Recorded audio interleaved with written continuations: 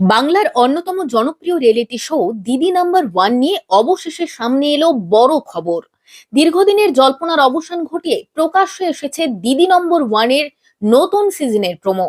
আর সেই প্রোমো দেখেই চমকে গিয়েছেন দর্শকেরা। কারণ প্রায় 15 বছর ধরে যিনি এই মঞ্চের মুখ ছিলেন, সেই রচনা বন্দ্যোপাধ্যায়কে আর দেখা যাবে না সঞ্চালিকার ভূমিকায়। তার জায়গায় এবার দায়িত্ব নিতে চলেছেন টলিউডের জনপ্রিয় অভিনেত্রী স্বস্তিকা মুখোপাধ্যায়। এই খবর প্রকাশ্যে আসতেই সোশ্যাল মিডিয়ায় শুরু হয়েছে তুমুল আলোচনা।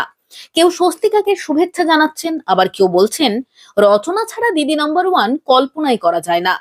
তবে অনেকেই হয়তো জানেন না, দিদি নাম্বার ওয়ানের ইতিহাসে রচনা বন্দ্যোপাধ্যায় প্রথম সঞ্চালিকা কিন্তু ছিলেন না। 2009 সালে যখন প্রথম এই শো শুরু হয়, তখন সঞ্চালনার দায়িত্বে ছিলেন ছোট পর্দার জনপ্রিয় অভিনেত্রী পুষ্পিতা মুখোপাধ্যায়। কিন্তু কেন তিনি এই জনপ্রিয় শো ছেড়ে দেন জানেন কি? জানা যায় মায়ের অসুস্থতার কারণে তাকে অনুষ্ঠান থেকে সরে দাঁড়াতে হয়েছিল। এরপর 2010 সালে দিদি নাম্বার ওয়ানের মঞ্চে আসেন রচনা বন্দ্যোপাধ্যায়। আর তারপরের ইতিহাস তো সকলেরই জানা। নিজের সহজ সরল উপস্থাপনা, হাসি ঠাট্টা আর দর্শকদের সঙ্গে আত্মীয়তার সম্পর্ক গড়ে তুলে তিনি হয়ে ওঠেন বাংলার ঘরের মেয়ে। তবে এই দীর্ঘ যাত্রাপথেও একবার রচনাকে অনুষ্ঠান থেকে সরিয়ে দেওয়া হয়েছিল।